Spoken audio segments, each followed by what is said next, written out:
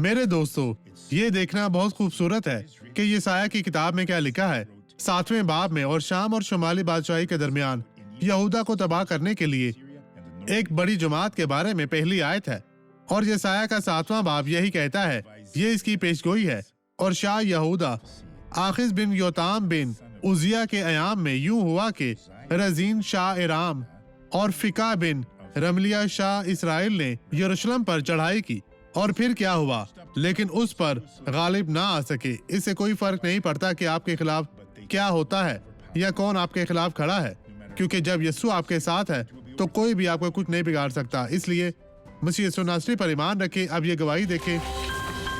پہلے حال کی طرف جائیں بہن، پہلے ہمیں دکھائیں کہ آپ یہاں کیسے پہنچی، ہمیں دکھائیں آپ بیساکھیوں کا استعمال کرتے ہوئے یہاں کیسے پہنچی، اسی طرح کتنے عرصہ سے ایسی تھی، ہمیں بتائیں۔ 7 سال۔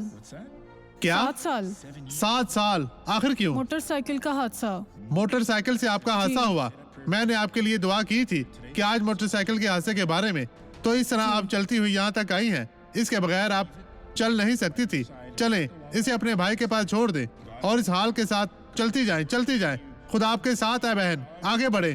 خدا نے آپ میں اپنا کام کیا ہے۔ یسوع کے نام میں وہ 7 سال سے چل نہیں سکتی تھی لوگوں، لیکن اپنے گھر میں بہت تکلیف میں تھی۔ اب بیساکھیوں کے بغیر وہ چل رہی ہے۔ یہ خدا کا معجزہ ہے۔ اب میں آپ کے لیے دعا کرنا چاہتا ہوں۔ خداوند آپ کو برکت دے۔ باپ، آسمان اور زمین کے خالق اور مالک، ان تمام لوگوں کو برکت دے۔ ان پر اپنا دانا شفقت بھرا ہاتھ بڑھا، انہیں برکت دے، انہیں چھو پاک صاف اور مسا کر۔ میں تیرے خادم کی حیثیت سے ان تمام لوگوں کو یسوع کے نام میں برکت دیتا ہوں، اور آپ کہیں میں ایمان رکھتا ہوں۔ خداوند آپ کو برکت دے۔